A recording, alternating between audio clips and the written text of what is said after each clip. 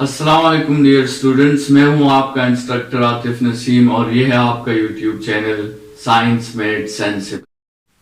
आज के लेक्चर में हम थोड़ा सा प्रीवियस लेक्चर्स में जो हमने साइमल्टेनियस इक्वेशंस को स्टडी किया था और उसके सॉल्यूशन को स्टडी किया था उसको थोड़ा सा रिवाइज कर लेते हैं और फिर हम इनइक्वालिटीज की तरफ बढ़ेंगे, जो तकरीबन इस क्वाड्रेटिक्स के चैप्टर का हमारे साथ लास्ट लर्निंग ऑब्जेक्टिव है। तो आपके साथ साइमल्टेनियस इक्वेशंस में हमने कहा था कि हमें दो इक्वेशंस गिवन होते हैं। वो दो इक्वेशंस इस तरह भी हो सकते हैं कि दोनों आपके साथ क्वाड्रेटिक इक्वेशंस हों, इस तरह भी हो सकते हैं कि एक आपके साथ लीनियर इक्वेशन हो और दूसरा इक्वेशन आपके साथ क्वाड्रेटिक इक्वेशन हो। हमने उन दोनों इक्वेशंस को जो है सॉल्व करके, या हम कह सकते हैं कि उन दोनों इक्वेशंस को हमने मर्ज करना है और हमने एक कंबाइंड इक्वेशन निकालना है। कंबाइंड इक्वेशन के लिए हमारे साथ तीन मेथड्स हैं, सब्स्टिट्यूशन, एलिमिनेशन या कंपेयरिंग कोफिशिएंट्स। मैं आपको सजेस्ट करूंगा कि आप सब्स्टिट्यूशन के मेथड को प्रेफरेंस दें और सब्स्टिट्यूशन के मेथड से आप कंबाइंड इक्वेशन निकाला करें। ठीक है, तो कंबाइंड इक्वेशन निकालते हुए आपने एक बात याद रखनी है कि आपका मकसद पूरा हो जाए कि किसी तरीके से दो वेरिएबल्स का इक्वेशन जो है वो वन वेरिएबल में कन्वर्ट हो जाए। तो कंबाइंड इक्वेशन आपके साथ हमेशा जो है वो वन वेरिएबल में होना चाहिए ताकि हमें उसकी सोल्यूशन आसानी से मिल सके। अच्छा, फिर आपने अगर वो कंबाइंड इक्वेशन जो आपने निकाला है अगर वो क्वाड्रेटिक है, वो एक क्वाड्रेटिक इक्वेशन है, जो हमारे एएस के कोर्स में हमेशा इक्वेशंस हमारे साथ कंबाइंड इक्वेशन जो हैं वो हमारे साथ क्वाड्रेटिक ही आएंगे। तो फिर हमने उस क्वाड्रेटिक इक्वेशन को सॉल्व करना है और उसके रूट्स मालूम करने हैं। और याद रखें, साइमल्टेनियस इक्वेशंस के जो रूट्स होते हैं ये असल में उन दोनों इक्वेशंस के इंटरसेक्शन पॉइंट्स होते हैं। ठीक है, ये उन दोनों इक्वेशंस, जिस पॉइंट पर ये दोनों इक्वेशंस एक दूसरे को कट कर रहे हैं, हम वो पॉइंट्स फाइंड करना चाहते हैं। हम वो पॉइंट्स फाइंड करना चाहते हैं जो इन दोनों ग्राफ्स में, जो इन दोनों इक्वेशंस में आपके साथ कॉमन पॉइंट्स हैं। वो पॉइंट्स जो इस इक्वेशन को भी सेटिस्फाई करेंगे और इस इक्वेशन को भी सेटिस्फाई करेंगे, और इन्हीं दोनों के हेल्प से तो हमने कंबाइंड इक्वेशन निकाला है। तो मतलब वो पॉइंट्स उस कंबाइंड इक्वेशन को सेटिस्फाई करेंगे। इसका इनडायरेक्टली मतलब ये है कि वो इन दोनों इक्वेशंस को भी सेटिस्फाई करेंगे। ठीक है, तो अगर आपसे क्वेश्चन किया जाए कि आपसे सॉल्यूशन का नाम मांगा जाए, आपसे वो पॉइंट्स जो हैं वो आपने फाइंड नहीं करने, लेकिन आपसे क्वेश्चन किया जाए कि जरा ये फाइंड करें कि लेट्स सपोज एक लाइन है और एक कर्व है, और आपसे ये क्वेश्चन किया जाए कि आप ये फाइंड करें कि क्या ये लाइन और कर्व जो है ये दो पॉइंट्स पर इंटरसेक्शन कर रही है, या सिर्फ एक पॉइंट पर इंटरसेक्शन कर रही है, या बिल्कुल इंटरसेक्शन कर ही नहीं रही। तो उसके लिए आपको उस क्वाड्रेटिक इक्वेशन को सॉल्व करने की जरूरत नहीं है, आप डिस्क्रिमिनेंट की प्रॉपर्टीज के जरिए इसका आंसर दे सकते हैं। अगर आपने उस क्वाड्रेटिक इक्वेशन का डिस्क्रिमिनेंट फाइंड किया और वो डिस्क्रिमिनेंट आपके साथ ग्रेटर देन जीरो आया, तो हमें पता है कि जब डिस्क्रिमिनेंट ग्रेटर देन जीरो आता है तो हमारे जो रूट्स होते हैं वो रियल होते हैं और अनइक्वल होते हैं। मतलब आपके साथ दो डिस्टिंक्ट यूनिक आंसर्स आएंगे, और जब दो आंसर्स आपके साथ आएंगे इसका मतलब ये होगा कि वो लाइन जो है वो उस कर्व के साथ दो मुख्तलिफ पॉइंट्स पर इंटरसेक्शन कर रहा है। ठीक है, तो if discriminant is greater than 0, it would physically mean that the line and the curve are intersecting at two different points. इसको हम कहते हैं कि the line cuts the curve। ठीक है, और उस लेंथ सेगमेंट को जो उन इंटरसेक्शन पॉइंट के दरमियान होता है उनको हम ज्योमेट्री में नॉर्मली या सीकेंट का नाम देते हैं या हम उसे कॉर्ड कहते हैं।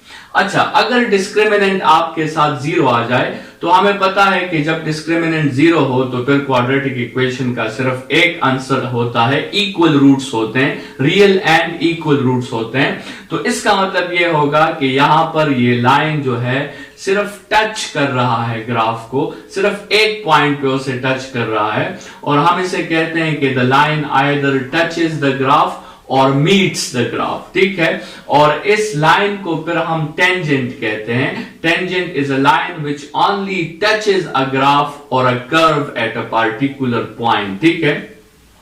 अगर आपके साथ डिस्क्रिमिनेंट लेस देन 0 आ गया तो फिर इसका मतलब ये होगा कि आपके साथ there is no real solution. There are complex solution, लेकिन वो अभी हम डिस्कस नहीं कर रहे। रियल सॉल्यूशन इस कंबाइंड इक्वेशन का नहीं होगा अगर डिस्क्रिमिनेंट लेस देन 0 आ गया। तो इसका मतलब ये होगा कि वो ग्राफ और वो लाइन और वो कर्व जो है वो बिल्कुल आपस में इंटरसेक्शन नहीं कर रहे। तो यहां पर आप देखें, आपने नेचर ऑफ रूट्स की एक फिजिकल जो है वो एडवांटेज पढ़ ली कि नेचर ऑफ रूट्स को यूज करते हुए आप physically without solving the equations आप बता सकते हैं कि ये दोनों ग्राफ्स जो हैं ये कट कर रहे हैं, ये मीट कर रहे हैं, या बिल्कुल इन दोनों में जो है कोई कॉमन पॉइंट मौजूद नहीं है। या आप डिस्क्रिमिनेंट की हेल्प से फाइंड कर सकते हैं। इस रिवीजन के साथ हम अपने साइमल्टेनियस इक्वेशंस के टॉपिक को यहां पे खत्म करते हैं और आते हैं इस चैप्टर के लास्ट टॉपिक की तरफ, जो हमारे साथ है इनइक्वालिटीज। इनइक्वालिटीज जो है वो आपको पहले से पता है कि जब आपके साथ एक अलजेब्रिक स्टेटमेंट में ग्रेटर देन का साइन आ जाए या लेस देन का साइन आ जाए या ग्रेटर देन और इक्वल टू का साइन आ जाए और या फिर लेस देन और इक्वल टू का साइन आ जाए, तो उस स्टेटमेंट को हम इनइक्वालिटी कहते हैं, ठीक है। यहां पर आपके क्वेश्चन जो है वो कुछ इस तरह होंगे कि क्वाड्रेटिक इक्वेशन होगा ax square plus bx plus c जो है, और वो क्वाड्रेटिक इक्वेशन किसी कांस्टेंट से या लेस होगा या उससे ग्रेटर होगा या उससे ग्रेटर देन इक्वल टू होगा या उससे लेस देन इक्वल टू होगा। मतलब दरमियान में आपके साथ ये 4 साइंस में कोई भी साइन जो है वो मौजूद हो सकता है। So that statement is called inequality statement, ठीक है। ये कुछ एग्जांपल्स मैंने आपको दिए हैं। x square plus 3x is less then 9, x square plus 4x is greater than 15, x square minus 3x plus 2 is greater than 55, और x square plus 6x minus 9 is less then और equal to 63। ये सारे आपके साथ जो statements हैं इनको हम कहते हैं कि दे आर क्वाड्रेटिक इनइक्वालिटीज, ठीक है। तो ये आपके साथ क्वाड्रेटिक होती हैं। स्टूडेंट्स याद रखें कि इक्वालिटी के हमारे साथ स्पेसिफिक आंसर्स आते हैं, लेकिन इनइक्वालिटी के हमारे साथ स्पेसिफिक आंसर्स नहीं आते, बल्कि उसका पूरा रेंज ऑफ सॉल्यूशंस होता है। उसमें हो सकता है कि आपके साथ इनफाइनाइट सॉल्यूशंस हो या हो सकता है कि फाइनाइट सॉल्यूशन हो, लेकिन आपके साथ एक पूरा रेंज ऑफ सॉल्यूशन होगा। और रेंज में आपको पता है कि रेंज में हमारे साथ एक इनिशियल वैल्यू होती है और एक फाइनल वैल्यू होती है, ठीक है। तो रेंज में आपके साथ 2 चीजें बहुत इंपॉर्टेंट है, इनिशियल वैल्यू और फाइनल वैल्यू, और इन दोनों वैल्यूज को हम कंबाइनली एक्सट्रीम वैल्यूज कहेंगे, ठीक है। हम इनसे क्या कहेंगे? एक्सट्रीम वैल्यूज कहेंगे। अच्छा, अभी हर इनइक्वालिटी में ये इनिशियल वैल्यू और फाइनल वैल्यू फाइंड करना बहुत जरूरी है। अभी इनइक्वालिटी को जनरली हम यहां डिस्कस कर रहे हैं कि हम इसे सॉल्व किस तरह करेंगे। नेक्स्ट लेक्चर में फिर हम इसके कुछ जो है एग्जाम्पल्स डिस्कस कर लेंगे, लेकिन इस लेक्चर में मैं आपको बताना चाहता हूं कि इनइक्वालिटी को जनरली आपने कैसे सॉल्व करना है। आपने जो है कुछ स्टेप्स फॉलो करने हैं, ठीक है। सबसे पहला स्टेप आपका ये होगा कि आप अपने लिए जो है इनिशियल और फाइनल बाउंड या इनिशियल और फाइनल वैल्यू जो है वो आप मालूम करोगे। इनिशियल वैल्यू को अगर हम a कह दें और फाइनल वैल्यू को हम b कह दें, तो सबसे पहला स्टेप आपका ये है कि आपने a और b की वैल्यूज जो हैं वो आपने फाइंड करनी है अपने लिए, ठीक है। उसके लिए आपको क्या करना होगा? उसके लिए आपको क्वाड्रेटिक इक्वेशन जो है, लेट्स सपोज अगर ये एक इक्वेशन है x square plus 3x is less then 9, इसके लिए आपको अपना क्वाड्रेटिक इक्वेशन स्टैंडर्ड फॉर्म में लिखना होगा। मतलब आप इसको इस तरह लिख लें कि x square plus 3x minus 9 is less then 0, ठीक है। आपने जो है इस 9 को इस तरफ शिफ्ट कर दिया। फिर आप ये करोगे कि आप जो है इस लेस देन साइन को भूल जाओ और इस लेस देन की जगह आप इक्वल लगा दो। मतलब आप इसको इक्वल के लिए सॉल्व करो, ठीक है। वैसे तो ये स्टेटमेंट लेस देन का है, लेकिन आप इसको इक्वल टू 0 के लिए सॉल्व करो इस इक्वेशन को, ठीक है।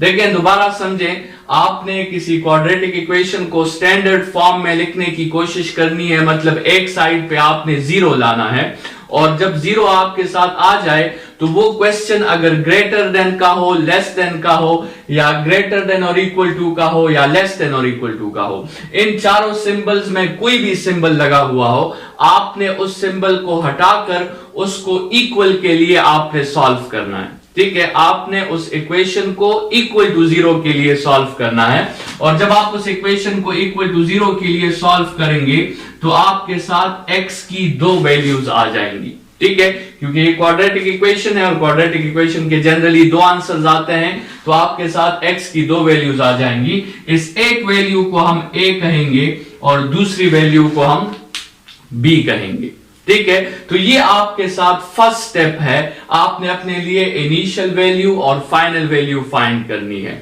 इनिशियल वैल्यू और फाइनल वैल्यू के लिए आपने क्या करना है, क्वाड्रेटिक इक्वेशन लेना है, वो इनइक्वालिटी वाला जो स्टेटमेंट है वो आपने लेना है, उसको एक साइड पे आपने 0 प्रोड्यूस करना है, सारे टर्म्स को आपने शिफ्ट कर देना है लेफ्ट हैंड साइड पर, और फिर आपने उस स्टेटमेंट को अगर ग्रेटर देन और लेस देन और जो भी इनइक्वालिटी का स्टेटमेंट है उसको आपने वहां से हटाकर उसे इक्वल के लिए आपने सॉल्व करना है, और आपने x के जो 2 आंसर्स निकाले हैं उनमें आपके साथ एक वैल्यू a होगी और दूसरी वैल्यू आपके साथ b होगी। यह आपका फर्स्ट स्टेप है, ठीक है। और ये 2 वैल्यूज a और b मैंने इस रियल नंबर लाइन पे यहां पे शो कर दिए हैं कि लेट्स सपोज ये वैल्यू आपके साथ a है और ये वैल्यू आपके साथ b है, ठीक है।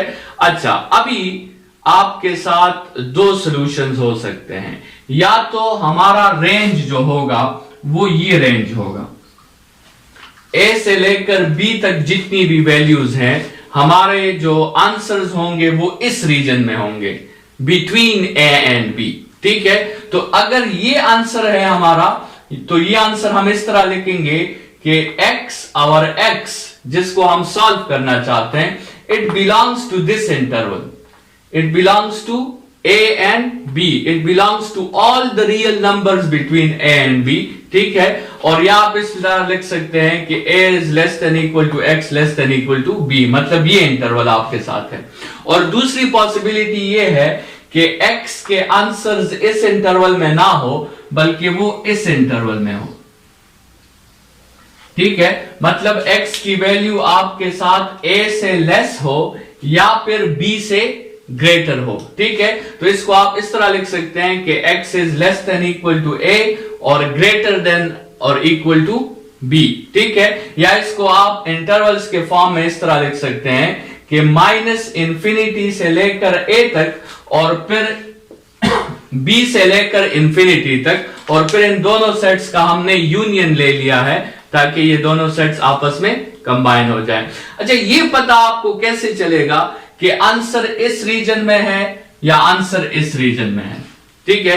ये जो दूसरा स्टेप है जिसमें आप फाइंड करेंगे कि ये आंसर है या फिर ये आंसर है, ये पता आपको कैसे चलेगा, तो ये डिस्कशन हम नेक्स्ट लेक्चर में करेंगे। हमारे साथ 2 मेथड्स हैं जिससे हम ये अंदाजा लगा सकते हैं कि आंसर दरमियान में होगा, इस 2 एक्सट्रीम वैल्यूज जो हमने फाइंड की है हमारा आंसर इसके दरमियान में होगा या इसके जो है लेफ्ट हैंड साइड और राइट हैंड साइड पे होगा, ठीक है।